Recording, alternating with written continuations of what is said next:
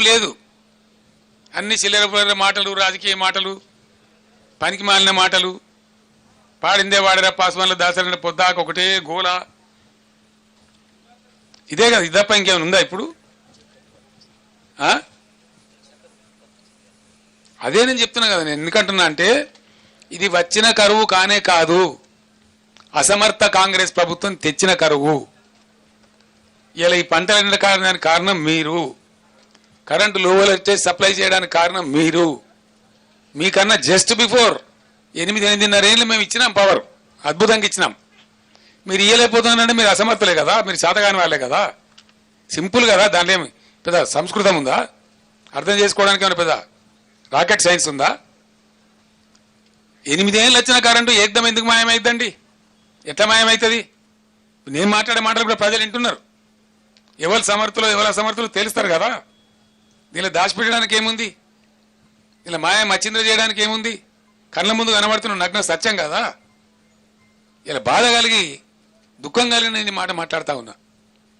10 ఏళ్ళు బ్రహ్మాండంగా మేము రైతులను కడుపులో పెట్టుకొని సాధినాం. వాళ్ళకి పెట్టుబడి ఇచ్చి, పంటలు కొనుగోలు చేసి, రైతు బంధు ఇచ్చి, రైతు బీమా ఇచ్చి, అనేక సదుపాయాలు చేసి, అకాల వర్షాలు వస్తే 10,000 రూపాయల పంట సాయం ఇచ్చి, అన్ని రకాలుగా వాళ్ళని కాపాడుకున్న రైతులను మా కళ్ళ ముందే మీరు నాశనం చేస్తూ ఉంటే, మళ్ళీ వాళ్ళ కళ్ళలో నీళ్ళు వస్తూ ఉంటే, మళ్ళీ వాళ్ళ ఆత్మహత్యలు చేసుకుంటా ఉంటే నేను బరువెక్కిన గుండెతో మాట్లాడుతూ ఉన్నా. మంచిది కాదు, మీకు కూడా మంచిది కాదు ఇది. I'm sorry, I'm speaking with pain. కారణం ఏంటంటే బాధ కలిగి, ఇబ్బంది కలిగి మాట్లాడుతూ ఉన్నా నేను ఈ మాటలు. ఒకటే స్టేజ్ వచ్చిన నేను ఆ కరీంనగర్ జిల్లా వాళ్ళు కూడా రమ్మని ఒకటే గొడవ పెడతా ఉన్నారు. పెద్ద ఉద్యమం చేద్దాం సార్, ఈ ప్రభుత్వాన్ని నిద్ర కూడా పోనీయం, వాళ్ళ సంగతో మా సంగతో తేలాలి ఒకసారి. వీళ్ళు అడుగుపెట్టుడే ఈ అడుగు నాశనం చేస్తున్నారంటే మమ్మల్ని ఏముస్తారు? ఇంకా రేపు ఏముంటుందని చెప్పి భయాందోళనతో ఉన్నది రైతాంగం. ఇవ్వాలి వాళ్ళకు ఒక భరోసా ఇవ్వాలని, వాళ్ళ పక్షాన నిల్చోవాలని మేము తీవ్రంగా నిర్ణయం తీసుకున్నాం. 100% అది ఏదో పేజీ తీసిండి ఏందండి, అవి ఇవి చేయరు కదా. మీరందరు విన్నారు కదనండి, మీరందరు విన్నారు, మీరందరు ప్రత్యక్ష సాక్షులు. ఇవాళ ముఖ్యమంత్రి గారు ఏం చెప్పిండండి? కేసీఆర్ కొత్త వరకు మాఫీ చేసిండు, ₹1,00,000 రుణం మీకు మాఫీ అయింది కాబట్టి ఉరుకున్నారు మీరు బ్యాంకులకు, పరిగెత్తుండ్రి. మీరు లగెత్తిపోయి మళ్ళీ 2 లక్షలు తెచ్చుకోండి. డిసెంబర్ 9 నాడు మొత్తం మాఫీ.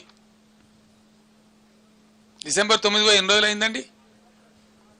4వ మాసాన్ని నడుస్తూ ఉంది ప్రభుత్వం వచ్చి. ఈ డ్రామాలు కాదు కదా. When December 9 has gone, Mr. Chief Minister, where are you sleeping? I am asking you. ఎప్పుడు పోయింది డిసెంబర్ 9? మీ ఇష్టం వచ్చిన సొల్లు పురాణం వాగ్దానాలు చేసి ప్రజలను గోల్మాల్ దింపి జస్ట్ 1.8% ఓట్లతో మీరు గట్టెక్కి మీరు ప్రభుత్వానికి వచ్చినారు. మిమ్మల్ని ఎట్లా వదిలిపెడతాం అనుకుంటారు? మేము తరుముతాం, ఇప్పుడు తరిమి కొడతాం, నిద్ర కూడా పోనీయం.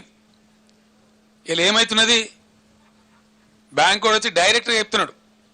అమాయక రైతులు వాళ్ళు తెలియక వాళ్ళు మాట్లాడుతున్నారు. సార్ రేవంత్ రెడ్డి చెప్పింది కదండి డిసెంబర్ 9 మాఫీ చేస్తామంటే, రేవంత్ రెడ్డి బీవంత్ రెడ్డి జాంతానని నువ్వు కట్టాలి బిడ్డ, దాన్ని మాకు సంబంధం లేదు, ఈమన్ ప్రభుత్వాన్ని ఈమన్ డబ్బులు ఈమని చెప్పినారు. మాకు ఈమనండి, మేము వసూలుకు రాము అని నోటీసులు ఇచ్చి వాళ్ళని సతాయిస్తూ ఉన్నారు. ఇప్పుడు ఏమైంది? మీరు రైతు బంద్ వేయలేదు, ప్రైవేట్ అప్పులు తెచ్చుకున్నారు, ప్రైవేట్ వడ్డీలకు పోయినారు, అట్ట కొంత నాశనమైనారు. ఇలా బ్యాంకు కూడా మళ్ళీ ఇచ్చే పరిస్థితి లేదు. పంట వేసుకుందామంటే ఇప్పుడు ఏం కావాలి వాళ్ళ గతి? ఏమైతుంది రైతుల గతి? మీకు ఆలోచన ఉన్నదా కనీసం? ప్రభుత్వంలో థింకింగ్ అన్న చేస్తున్నారా? మీకు ఆ బరువైన హృదయం అని ఉన్నదా? అంత విశాలంగా ఆలోచిస్తున్నారా?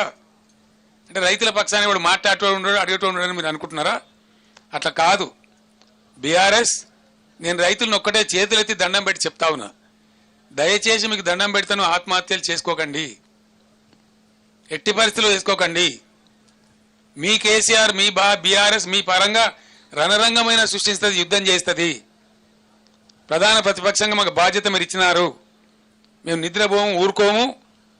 2-3 నెలలు టైం ఇవ్వాలి, ఎందుకంటే మాకు పుండాకోరు వ్యవహారం అవుతుంది. ఓర్వలేని తనం లెక్క వాడైతే గెలవంగానే వీళ్ళు మొదలుపెట్టిన దుకాణం ఓర్వలేకపోతున్నారు అని అంటారు. కాబట్టి నేను 4వ నెల దాకా నా 4 కూడా తెరవలే. 1-2 మీటింగ్లు పెట్టినాం కేఆర్ఎంకి ఇచ్చినప్పుడు, అంత తప్ప నేను మాట్లాడలే. ఎక్కడ కూడా మాట్లాడలేము. మీ ఇష్టం వచ్చినట్టు దురుసుగా నోటుగా చరిత్రలో ఏ ముఖ్యమంత్రి మాట్లాడినంత మొరటుగా ఈనాతీనంగా మాట్లాడినా నిందించినా నేను 4వ నెల దాకా ఓపికబట్టిన తప్ప నా నోరు తెరవలే.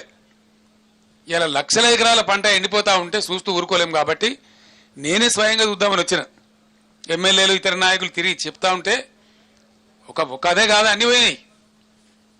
మీరు ఎన్ని వాగ్దానాలు ఎగబెడతాం అనుకుంటున్నారా? మీరు వాగ్దానాలు ఎగబెట్టి అందరం ఊరేగదాం అనుకుంటున్నారా? పండనీయం బిడ్డ జాగ్రత్త, మిమ్మల్ని చేస్తాం, పరిగెత్తిస్తాం ఎక్కడికక్కడ. ఇది ప్రజాస్వామ్యం.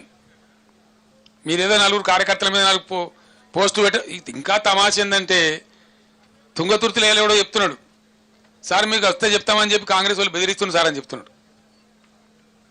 రైతులనట కేసీఆర్ పర్యటనలు వచ్చి వాడు చెప్పొద్దట, షికాయత్ చేద్దట, వాళ్ళకి కలిగిన బాధ కూడా చెప్పుకోవద్దట, సోషల్ మీడియాలో పోస్టులు పెట్టొద్దట, పోలీసులు పోయి బెదిరిస్తున్నారు. నేను పోలీసు సోదరులు కూడా విజ్ఞప్తి చేస్తా ఉన్నా, ఇవి ప్రజాస్వామ్యం, ప్రజలు ఉంటారుగా, ప్రజల బాధలు ఉంటాయి. డెమోక్రసీలో మీరు అతిగా పోవద్దండి అనవసరంగా. ఎవరు పర్మనెంట్ కాదు. మేము కూడా 10 years ఉన్నాం.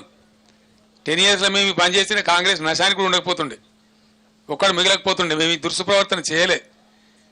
మేము అహోరాత్రులు రాత్రింబవళ్ళు రాష్ట్రము, రాష్ట్ర ప్రజలు, నీళ్లు, మంచినీళ్లు, కరెంటు, మెడికల్ కాలేజీలు, జూనియర్ కాలేజీలు, రెసిడెన్షియల్ స్కూళ్ళు, వాటి మీద మా మీదుగా కరగబెట్టినాం. మేము అవన్నీ నిలబెట్టినాం, చూపెట్టినాం. ప్రజల కళ్ళ ముందు ఉన్నాయి ఇప్పుడు అవన్నీ. మేము గాలి మాటలు చెప్తలేం. 10 ఏళ్ళు మా హృదయాన్ని, మా మెదడును, మా సమయాన్ని ఖర్చు పెట్టి మేము ఆ పని చేసినాం. రాత్రింబవళ్ళు కష్టపడ్డాం. నీళ్లు తెచ్చినాం, కరెంటు తెచ్చినాం, మంచినీళ్లు తెచ్చినాం, రెసిడెన్షియల్ పాఠశాలలు తెచ్చినాం, సంక్షేమ కార్యక్రమాలు చేసినాం. ఉన్నోని లేనోని అందరినీ కడుపులో పెట్టి కంటికి రెప్పలాగా చూసుకున్నాం. అదే ప్రజలకి ఇలా మీరు మోసం చేస్తామంటే ఊరుకోం. మీరేం చెప్పిండ్రు? 2 లక్షల రుణమాఫీ ఏమైంది? ఎందుకు మీరు స్పందిస్తలేరు? ఎప్పటికి చేస్తారు? ఎందుకు చెప్తలేరు? బ్యాంకులు మించి ఎందుకు మాట్లాడతలేరు? బ్యాంకు నోటీసులు ఇస్తే మంత్రులు, ఎమ్మెల్యేలు, ముఖ్యమంత్రి ఎందుకు మౌనం పాటిస్తున్నారు?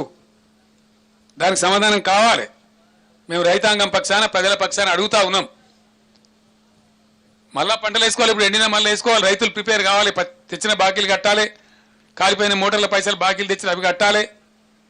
బోర్లు తవ్వితే లక్షలు ఖర్చు అయినాయి రైతులకు, అవి కట్టుకోవాలి. ఇది